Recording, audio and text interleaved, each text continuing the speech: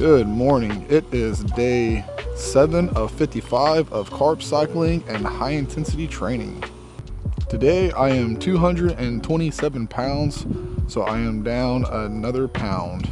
It's actually my highest carb day of the week.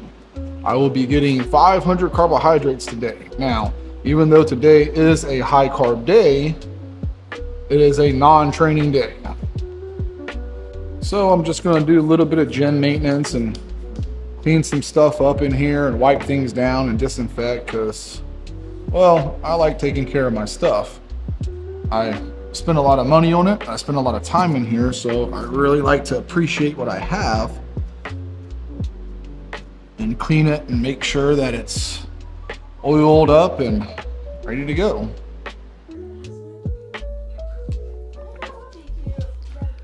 So even though today is a non-training day, it's still a high carbohydrate day. It's actually my highest of the week. Like I said, it's 500 carbohydrates today. And because of that, I want to make sure I get plenty of water because a carbohydrate is 2-part water. So the more carbohydrates you get, the more water you need to have them do what they're supposed to do.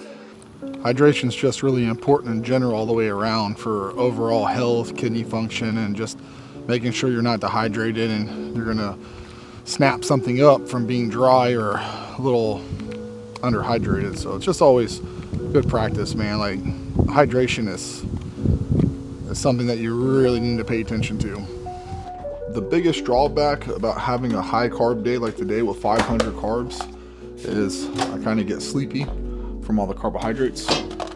Movement helps with that though. If I move around, I use more of the carbohydrates for energy, so I don't get so exhausted. But if I have like a day that I don't have nothing planned and I can just sit around, then I end up taking a bunch of naps throughout the day, which is fine because that just means I'm getting more rest.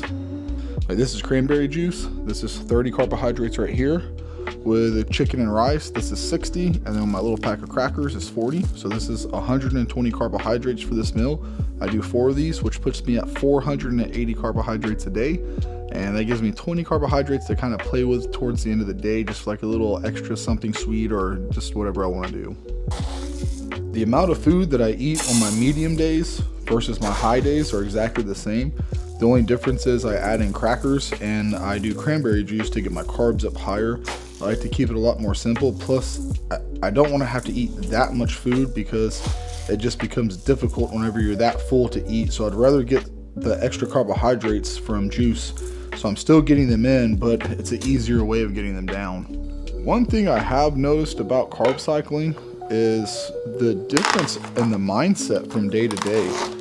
So on my low carb day, the mindset is, man, I'm hungry. And towards the evenings, I get a lot of vegetables throughout the day, so I'm full. But towards the evenings, the mindset's like, man, I'm really hungry. I kind of want to eat something. On the medium carb days, I'm satisfied. I'm not hungry. I'm not craving. I'm perfect. I'm exactly where I needed to be. And then on the high carb days, I'm like so full just from adding some juice and some crackers that it's just like, man, I don't even want to eat anymore. Like, I have one more meal to go today. And I have to tell you, I'm not really looking forward to it. I'm so full. I'm just like, I could stop eating right now and I'd be okay. And I think most people, if they would actually just take the time to stop to think when they start having these hard cravings, instead of breaking and eating something they're not supposed to eat, if they just realize that those cravings are just hunger, and that hunger could simply be eliminated by eating what they're supposed to eat, or just having a little bit more, like, let me eat a little bit more chicken, or let me eat a little bit more beef, or let me add a little bit more vegetables to this meal, so that way it could offset that hunger. I think that would actually keep a lot of people in their diets longer and keep them from breaking, because it's not the diet and it's not the repetition of the food over and over again of what you're eating. It's the fact that you get hungry and the hunger brings cravings, and that's what causes it to be mentally tough. So as long as you can keep that hunger from getting too intense by filling up on like vegetables or eating more protein, I think most people would be able to stick to their diet easy. Well, that's pretty much it for today's video. I'm just going to finish putting my food together for tomorrow.